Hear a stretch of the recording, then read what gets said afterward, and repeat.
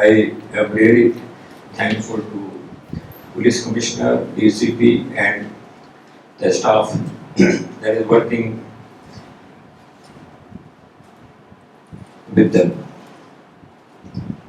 ഇപ്പോൾ കമ്മീഷണർ പറഞ്ഞു even the NSS incharge Shri ഫാസിലും ഈ കാര്യത്തിലും ഒരുപാട് സഹായിച്ചിട്ടുണ്ട്. ബുക്കില്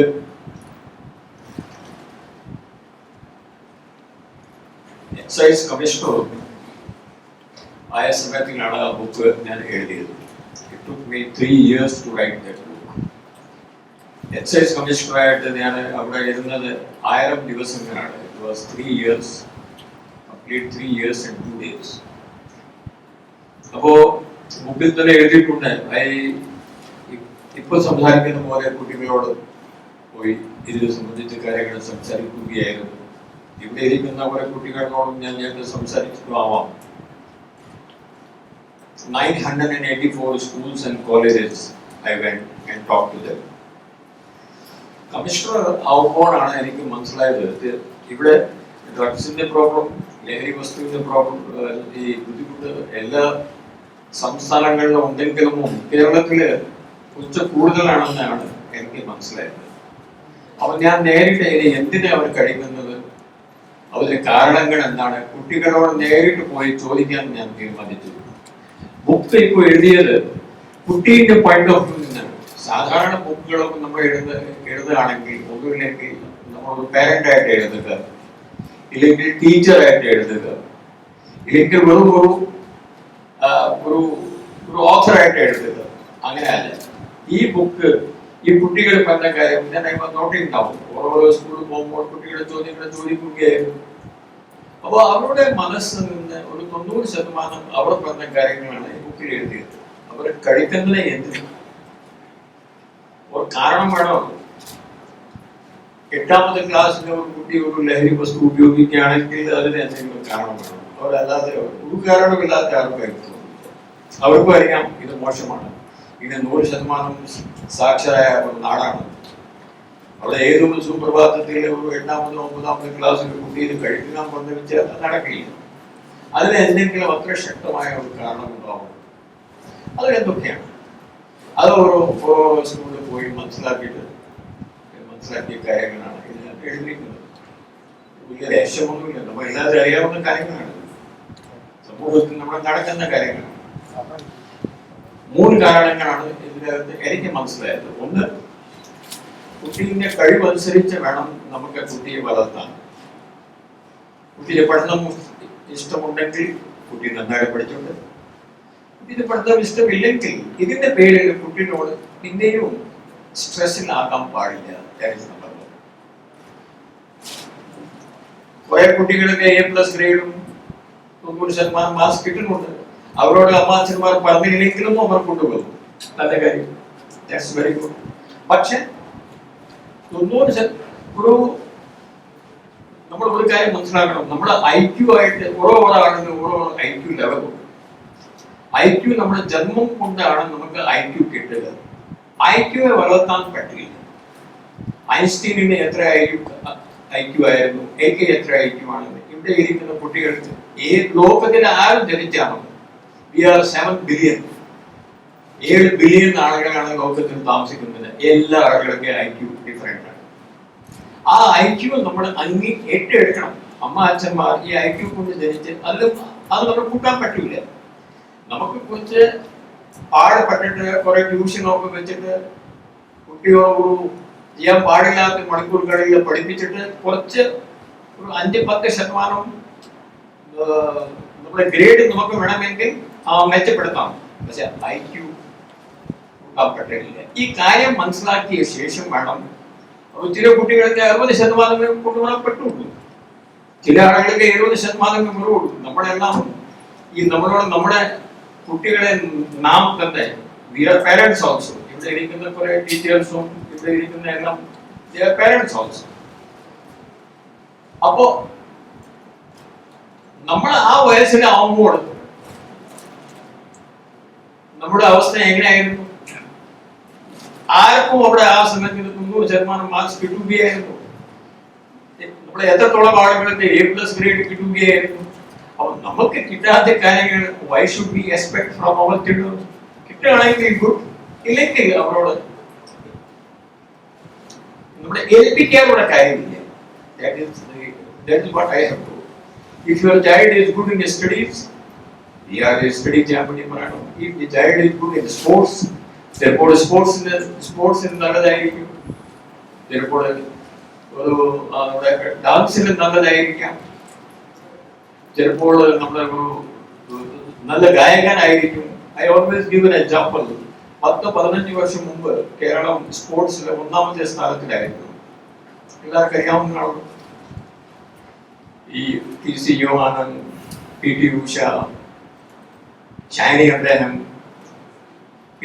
നമ്മുടെ അഞ്ജു ബോബി ജോർജ്, MD വത്സമ്മ, ഇവിടെ 100ഓളം ആളുകൾ Kerala was number 1 in athletics. Why? Because അത് എന്റെ സ്റ്റഡിയാണ്. ഇത് എത്രത്തോളം ശരിയാണോ എന്ന് എനിക്കറിയില്ല. കാരണം കുട്ടികളെ അമ്മ അച്ഛന്മാർ അവരുടെ കുട്ടികളെ സ്പോർട്സിൽ വിടുകയായിരുന്നു. ഇപ്പോ അവസ്ഥ ഒന്നുമല്ല. We are not number 1 anymore. ഇപ്പോ 1ാമത്തെ സ്ഥാനത്തിൽ സ്പോർട്സിൽ ഇരിക്കുന്ന ഏത് സംസ്ഥാനമാണ് നിങ്ങളുടെ പേര് പോലും പറയാൻ പറ്റില്ല. Can you guess? Or guess it? I'm asking you. Please guess. അതായത് നാഷണൽ ഗെയിംസ് നടക്കുമ്പോൾ ഗോൾഡ് മെഡൽ ഏറ്റവും കൂടുതൽ നമ്മുടെ എടുക്കുന്ന സംസ്ഥാനങ്ങൾ ഏതൊക്കെയാണ്? ജാർഖണ്ഡ്, ഛത്തീസ്ഗഡ്, മണിപ്പൂർ, ഇങ്ങനെയൊക്കെയുള്ള ഈ സംസ്ഥാനങ്ങളാണ് 1ാമത്തെ സ്ഥാനത്തിൽ ഇരിക്കുന്നത്. നമ്മുടെ അത്ലറ്റിക്സിൽ കേരളത്തിൽ ഇപ്പോൾ നമ്മൾ 10ലും നമ്മുടെ ഉന്നത സംശയമുണ്ട്. ഇന്ത്യ രാജ്യത്തിന്റെ എല്ലാ സ്പോർട്സ് ടീമുകളിൽ ഒറ്റ ടീമിലെ ഒരു മലയാളിയില്ല. അത് അറിയാം. എക്സെപ്റ്റ് 1. അതായത്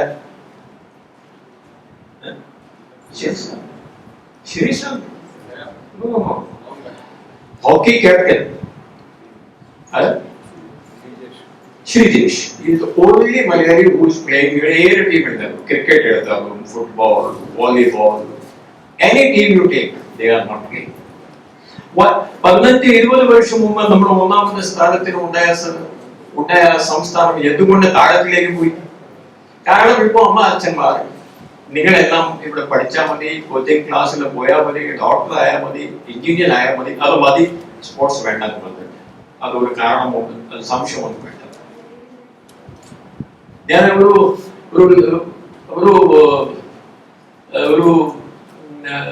ചെറിയൊരു കാര്യം ഞാൻ വേറെ ഞാൻ പറയാറുണ്ട്. ഗായനം.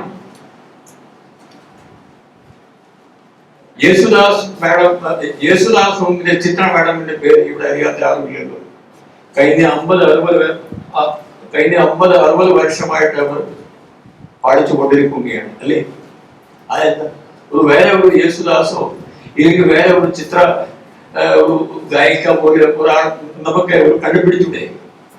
പക്ഷെ ആളില്ല. കാരണം ഇവിടെ പാടുന്നത് ശ്രേയ ഘോഷാണ്. ശ്രേയ ഘോഷാൻ നന്നായിട്ട് പാടുന്നു എന്നും യാതൊന്നും എനിക്ക് നമുക്ക് അതിന് പരാതിയൊന്നുമില്ല. പക്ഷെ ഇവിടുത്തെ ഒരാൾക്കും പാടാമായിരുന്നു, ഒരു ട്രൈ ചെയ്യാമായിരുന്നു. ഇല്ല, ഗായനം ഒന്നും വേണ്ട, മിമിക്രി ഒന്നും വേണ്ട, സ്പോർട്സ് ഒന്നും വേണ്ട. നിങ്ങളൊന്നും പോയി പഠിക്കുക. കോച്ചിങ് ക്ലാസ്സിന് താല്പര്യമില്ലാത്ത കോച്ചിങ് ക്ലാസ്സിൽ ചേർക്കുന്നു, കുട്ടി പഠിക്കുന്നു. കുട്ടിക്ക് അറിയാവുന്ന കുട്ടി he is not made out for that.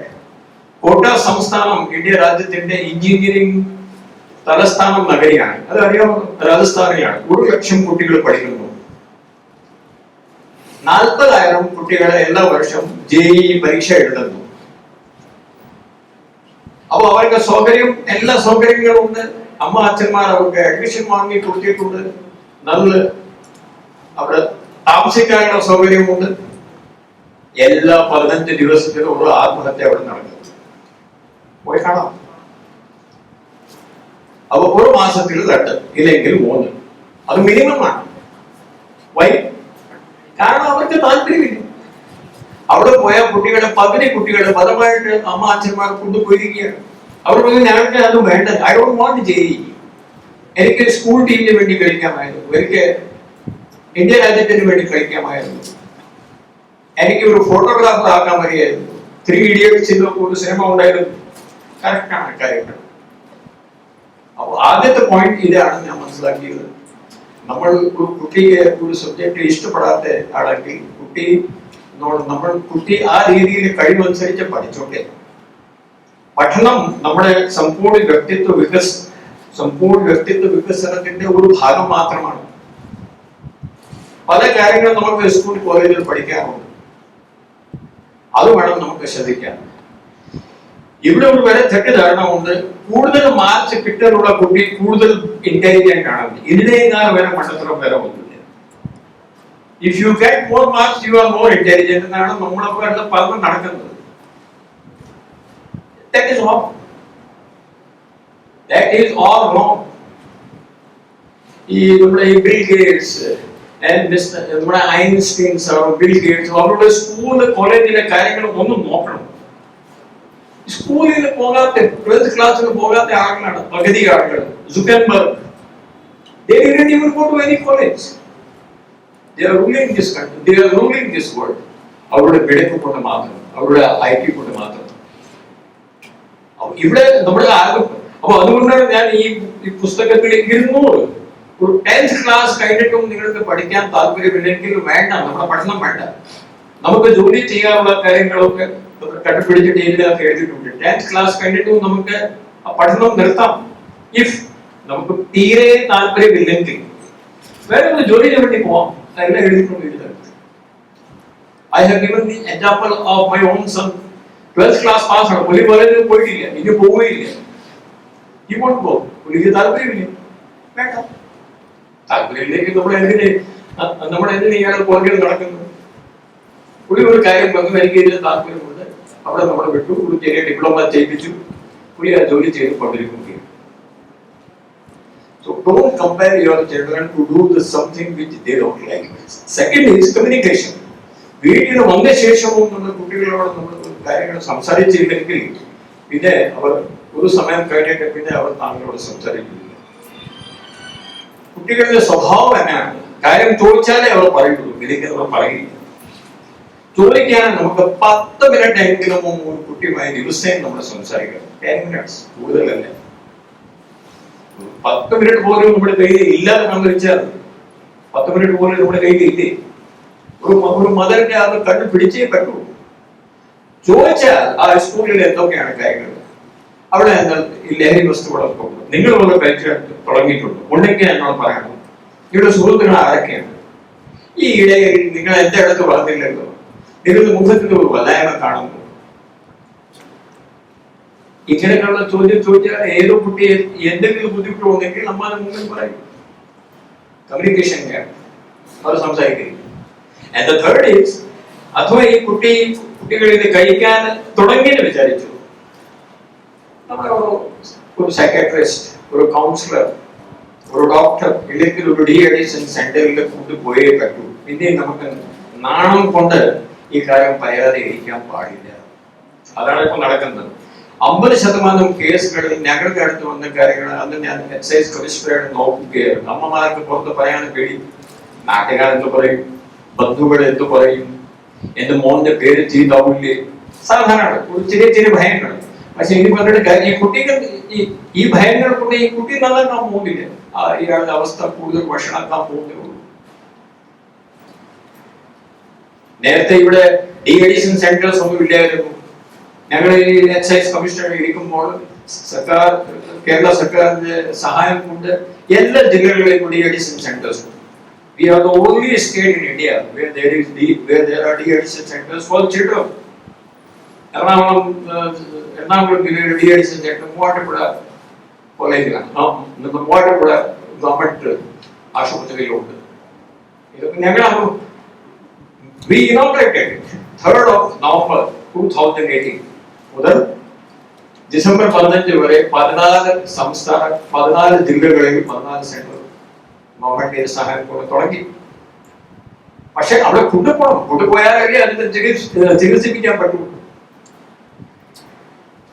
ലഹരി വസ്തുക്കളുണ്ട് ഈ കുട്ടിനോട്. ഈ കുട്ടി I am told she has spoken to nearly 5 lakh children. It's very good. പക്ഷെ ലഹരി വസ്തുക്കളിന്റെ ഇവിടെ കൂടുതൽ കേരളത്തിൽ ഉണ്ടാകുന്ന കാരണം ഞാൻ മനസ്സിലാക്കിയത് ഇതൊരു സമ്പന്നായ ഒരു സംസ്ഥാനമാണ്. ആളുകളുടെ കയ്യിൽ പൈസ ഉണ്ട്. ആ പൈസ കൊണ്ട് അവർ പല ഉപയോഗവും ചെയ്യുകയാണെങ്കിൽ ലഹരി വാങ്ങാനുള്ള പൈസ അവരുടെ കയ്യിലുണ്ട്. ഭൂരിപക്ഷം കുട്ടികളുടെ അമ്മ അച്ഛന്മാർ ഇവിടെ ഇല്ല, അവർ ഗൾഫിലൊക്കെയാണ്, അമേരിക്കയിലാണ്. അവരുടെ കുട്ടികൾ ഇവിടെ പഠിക്കുന്നു. അപ്പൊ അവരെ നോക്കാൻ അത്രയും ചിലപ്പോൾ ശ്രദ്ധ കുറവായിരിക്കാം. അപ്പോ ആ പൈസ ഈ കുട്ടി ഉപയോഗിക്കുന്നത് നമ്മൾ ചോദ്യം ചെയ്യണം. നിങ്ങൾ പൈസ ഞാൻ തരാം, എന്തിന്? ഒരു ദിവസം ഒരു കുട്ടി ദിവസം 100 രൂപ 200 രൂപ കൊണ്ട് പോവുകയാണെങ്കിൽ സംശയിക്കണം. ചോദിക്കാൻ സമയമില്ല, കൊണ്ടുപോവുകയാണ്. അങ്ങനെ പോയാൽ 1000 crore rupees 1000 കോടി രൂപയുടെ ലഹരി വസ്തുക്കളാണ് ഞങ്ങൾ 1000 ദിവസത്തിൽ പിടിച്ചത്. യു ക്യാൻ സേ ഓരോ ദിവസത്തിൽ 1 കോടി രൂപയുടെ ലഹരി വസ്തുക്കൾ പിടിച്ചതാണ്. ഏറ്റവും കൂടുതൽ പിടിച്ചത് 600 കോടി രൂപയുടെ എറണാകുളം സിറ്റിയിൽ. എറണാകുളം സിറ്റിയിൽ ഒരു ലഹരി വസ്തുക്കളുടെ ഒരു തലസ്ഥാനമാണെന്ന് സംശയമൊന്നുമില്ല.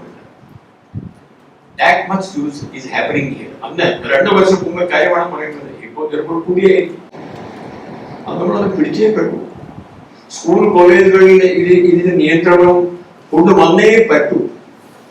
അതിനുവേണ്ടി ഒത്തിരി ഏജൻസീസ് ഉണ്ട്. പോലീസ് ഉണ്ട്, എക്സൈസ് ഉണ്ട്, പ്രസ് ഉണ്ട്, NSS ഉണ്ട്, SPC ഉണ്ട്, സ്റ്റുഡൻസ് ഉണ്ട്, PTA ഉണ്ട്, പാരന്റ്സ് ഉണ്ട്, ടീച്ചേഴ്സ് ഉണ്ട്. അവരെല്ലാം വിചാരിച്ചാലേ ഇത് കുറവാക്കാൻ പറ്റൂ. ഒരു ടീച്ചർ കുട്ടി മാത്രം പറഞ്ഞാൽ നിങ്ങൾ കഴിക്കേണ്ടെന്ന് പറഞ്ഞാൽ പോലെ സ്കൂളിലേക്ക് എങ്ങനെ വന്നു അവിടെ തടയേണ്ടതാണ്. വീട്ടിലൊക്കെ കഴിക്കുകയാണെങ്കിൽ അമ്മ അച്ഛൻ്റെ ഒരു കണ്ണ് വേണം. ടീച്ചർ കർശനമായിട്ട് സ്കൂളിൽ നടപ്പാക്കണം. പിന്നെ കേസ് വന്നാൽ പോലീസ് എക്സൈസ് ഒപ്പം കേസ് എടുത്ത് അത് ഇത് കുറയ്ക്കാൻ പറ്റുള്ളൂ. ഈ ലഹരി വസ്തുവിന്റെ ശല്യം കൊണ്ട് ആർക്കും ജയിക്കാൻ പറ്റിയില്ല. അമേരിക്ക, യൂറോപ്പ് തോട്ടു. അമേരിക്കയിൽ ഞങ്ങൾ ഒരു കോഴ്സിൽ പോകുമ്പോൾ അവിടുത്തെ DEA, department of economic affairs കീഴിലാണ് ഇതൊക്കെ ഡ്രഗ്സ് ഒക്കെ വരിക. അവർ പറയുന്നത് ഞങ്ങളെ ആരും അനുസരിക്കരുത്. We have failed. ലോകത്തെ എവിടെയെങ്കിലും 1 കിലോ കഞ്ചാവ് ആരും ഉണ്ടാക്കുകയാണെങ്കിൽ, ഇല്ലെങ്കിൽ ഹെറോയിൻ, ഇല്ലെങ്കിൽ 1 കിലോ ലഹരി വസ്തു എവിടെയെങ്കിലും ലോകത്തിൽ ഉണ്ടാവുകയാണെങ്കിൽ അതിന്റെ 500 ഗ്രാം അമേരിക്കന് വേണ്ടി മാത്രമാണ്. ബാക്കി 500 ഗ്രാമാണ് ബാക്കി ലോകത്തിന്റെ ബാക്കി 200ഓളം രാജ്യങ്ങൾക്ക് വേണ്ടി. അവ അതിന്റെ ഒരു നിസ്സഹായത ഒന്ന് മനസ്സിലാക്കണം. അവർ അവസാനത്തെ ഇപ്പോ അടുത്ത കാലത്തിൽ അവർ കഞ്ചാവ് മാരിജുവാന, കഞ്ചാവ് ഇറ്റ് ഈസ് കോൾഡ് മാരിജുവാന, അത് അവർ ലീഗലായി ചെയ്തിരിക്കുക. കഷ്ടം. അപ്പൊ നമുക്ക് പിടിക്കാൻ പറ്റില്ല, പോട്ടെ, ഇത് നമ്മൾ ലീഗലായി ചെയ്തേക്കാം. അപ്പൊ പിടിക്കാനേ ആവശ്യമേ ഇല്ല എന്ന് നടക്കുക. This is wrong in my opinion. I wrote an article in Indian Express. I said ഇന്ത്യയിൽ ഇത് അമേരിക്ക ഒന്നുമല്ല. ഒരു കാര്യം ഒരു പ്രാവശ്യം ഒരു ലഹരി വസ്തുവെ നമ്മൾ അംഗീകരിച്ചാൽ അതിനുശേഷം പിന്നെ നമ്മൾ പിന്നെ വേറെ പിന്നെ ഹെറോയിനും ചെയ്യണം, പിന്നെ നാളെ ബ്രൗൺ ഷുഗറിനും ചെയ്യണം, ഓപ്പിയമിനും ചെയ്യണം, എല്ലാം ചെയ്യേണ്ടി വരും. അത് ശരിയല്ലേ? അപ്പൊ നമ്മൾക്ക് അമേരിക്കയോ അല്ലെങ്കിൽ യൂറോപ്പ് പോലെ ആകാൻ പാടില്ല. നമ്മുടെ കാര്യങ്ങൾക്കൊക്കെ കർശനമായ രീതിയിൽ നോക്കിയാലേ ഈ ശല്യം കുറയ്ക്കാൻ പറ്റുള്ളൂ. ഇല്ലെങ്കിൽ we are going for very bad days. ഇതെല്ലാം ഒത്തിരി കാര്യങ്ങൾ പറഞ്ഞു. ചുരുക്കത്തിൽ മാത്രമേ നമുക്ക് പറയാൻ പറ്റുള്ളൂ. എന്നെ വിളിച്ച് ഇവിടെ താങ്കളോട് രണ്ട് വാക്ക് സംസാരിക്കാൻ ഒരു അവസരം തന്നു. അതിന്റെ പേരിൽ എനിക്ക് നന്ദിയുണ്ട്.